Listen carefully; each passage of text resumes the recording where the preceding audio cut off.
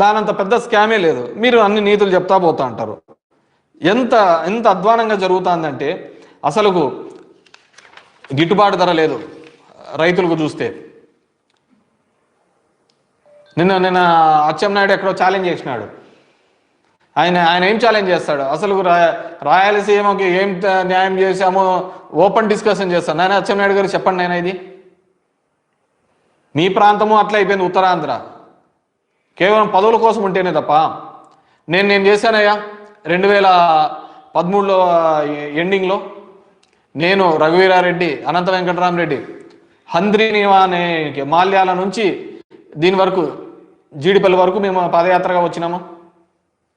ఎందుకంటే ఆ రోజు గట్టిగా పట్టుకోకపోతే రావు అనే ఉద్దేశంతోనే మొత్తం నీళ్లు తీసుకొని పాదయాత్ర రూపంలో తీసుకొని రావడం జరిగింది. కానీ ఈరోజు మీరు చేస్తున్నది ఏంది? కేవలం చరిత్రహీనులుగా ఉంటారు. నేనేంటంటే మా పయ్యావుల కేశవ్కి బాగా నాలెడ్జ్ ఉన్న వ్యక్తే. మా పీపీపీకి అంటే ఏం తెలియదు అనుకో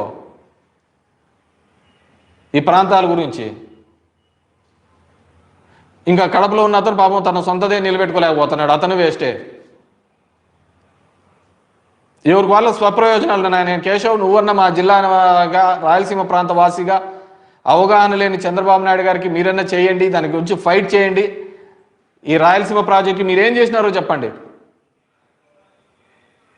ఊరికే మనమే అంతా మంచి ప్రభుత్వం ఇవే. ఈ చిడతలు ఎక్కువైపోయినాయి. ఈ చిడతలు పవన్ కళ్యాణ్ ఎక్కడ పోయినాడో తెలియదు. అందరినీ ఒకటే దాంట్లో కలిపేస్తున్నాడు. మనమంటూ ఒకటి బతికుంటేనే కదా మనం నమ్మిన విశ్వాసాలు మనం అన్నీ ఉండేది. ఆ విశ్వాసాలు పోయినట్టు మనల్నే చచ్చిపోయిన తర్వాత నేను బాగా రాసి పెట్టుకోండి. ఈరోజు చెప్తున్నా, రాబోయే సంవత్సరంన్నరలో సగం ఊర్లు ఖాళీ అయిపోతాయి. మీరు ప్రభుత్వంలోకి వచ్చిన తర్వాత మమ్మల్ని వైసీపీ వాళ్ళని ఇబ్బంది పెడుతూ చాలామంది ఊర్లు ఖాళీ చేసిన పరిస్థితులు అనుకుంటున్నారు. మీరు అలా కాదు చేస్తున్నది. మీ చర్యల వల్ల, ప్రభుత్వ నిర్ణయాల వల్ల గ్రామాలలో పని లేకుండా ఊర్లు ఖాళీ చేసే సందర్భం రాబోతుంది.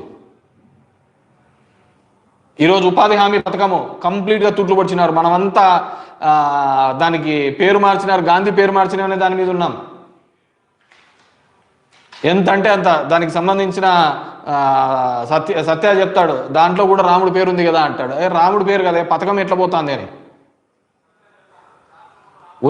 వచ్చే ఫండ్స్ ఎంత, గ్రాంట్ ఎంత, ఏమైపోతున్నాయి, దానిల గురించి మాట్లాడండి. 40% ఎప్పుడు పెట్టుకుంటుంది స్టేట్స్? 40% స్టేట్లు పెట్టుకునే పరిస్థితి ఉంది అంటున్నా నేను.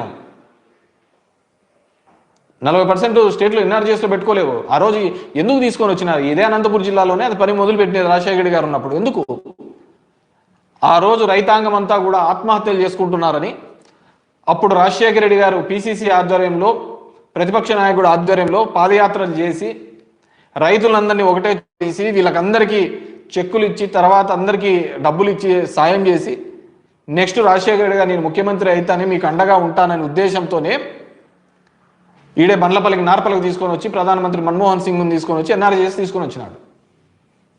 నేను ప్రౌడ్గా చెప్తా, దానివల్ల ఈ ప్రాంతంలో ఫ్యాక్షన్ తగ్గింది.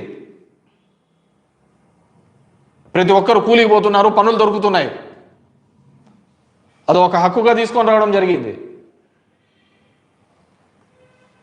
ఈరోజు ఆ ఎన్ఆర్జీఎస్ తుట్లు పడిచినాడు. రైతులకు గిట్టుబాటు ధర లేదు. వలసలు మళ్ళీ మొదలవుతాయి. రైతులు ఎందుకు ఆత్మహత్యలు చేసుకుంటారు? వేసిన చోట బోర్లు వేస్తా అంటాం, నీళ్లు పడవు, పోతా అంటారు. అదొక వ్యసనంలాగా 2, 3, 4, 5 కాకపోతే అప్పులు తప్పక ఉరికంబాలెక్కే. మళ్ళీ ఆ పాత రోజులు తీసుకొని రావడానికి చంద్రబాబు నాయుడు నీ టెక్నాలజీ, నీ కథ, నీ ఇది అన్ని పక్కన పెట్టిన ఆయన మనుషులు బతికేటట్లు చూడండి.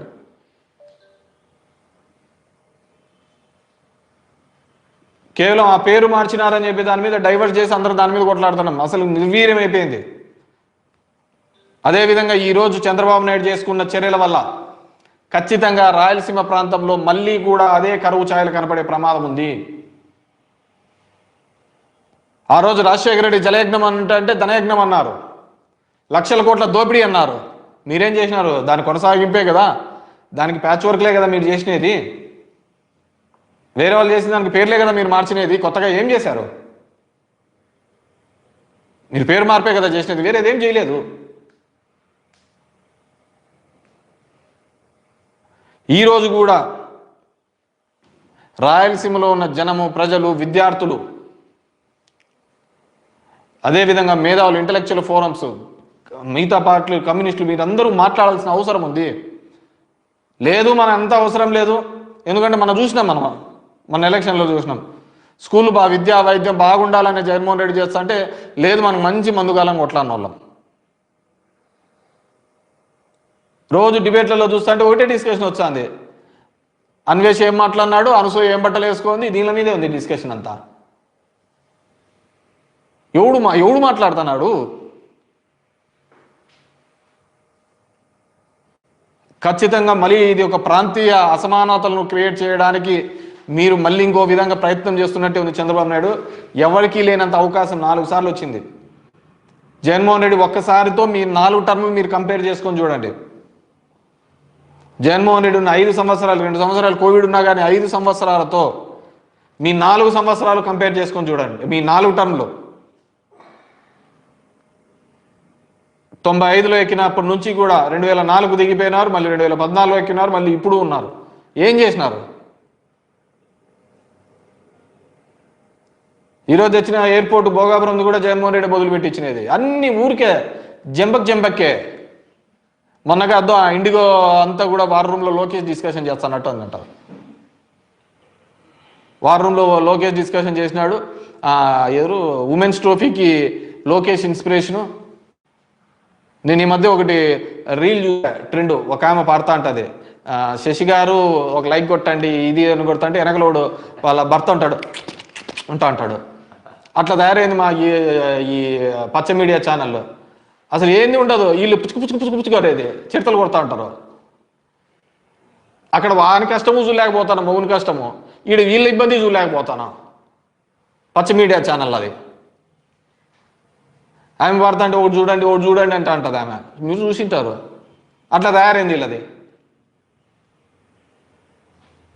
లోకేష్ని ఎత్తి ఇవన్నీ కాదు, నువ్వు నాయకునిగా నీవు చేసే పనులే నిన్ను నాయకునిగా నిలబెడతాయి. దానికి వాడు వీళ్ళు అంతా డప్పు కొట్టాల్సిన, చిడతలు కొట్టాల్సిన అవసరం లేదు. నువ్వే పని చేసినా వాళ్ళే నిలబెడతారు. మీ టీవీ5 సాంబా, వెంకటకృష్ణ వీళ్ళందరూ కూడా లేని ఎలివేషన్స్ ఎందుకు? ఇప్పటికీ నిజం మాట్లాడలేని పరిస్థితుల్లో ఉంటే రాయలసీమలోని కూటమి వాళ్ళు మాకంతా వచ్చినది 4-6 వచ్చినాయి. అంతకంటే ఏం లేవు. మా జిల్లా స్వీపు కర్నూలు జిల్లాలో ఏదో 2 వచ్చినట్టున్నాయి, కడప జిల్లాలో 3 వచ్చినట్టున్నాయి, చిత్తూరు జిల్లాలో 2 వచ్చినట్టున్నాయి. అంతా మీరే. మీ మౌనం ఖచ్చితంగా రాయలసీమకు, తెలుగుదేశం వాళ్ళ మౌనం ఖచ్చితంగా రాయలసీమకు ఒక శాపంలా మారబోతుంది. నేను చెప్పలే, రేవంత్ చెప్పినాడు. ఈరోజు మీ సీఎం ఆఫీస్లో ఇచ్చినాడు ఒక ప్రెస్ నోటు, అలాంటివి ఏం జరగలేదు అన్నాం, నిలబడలేదు అన్నావు. మరి పని జరిగే చోటికి పోండి, పని జరుగుతుంది ఆయన అంటున్నాడు కదా.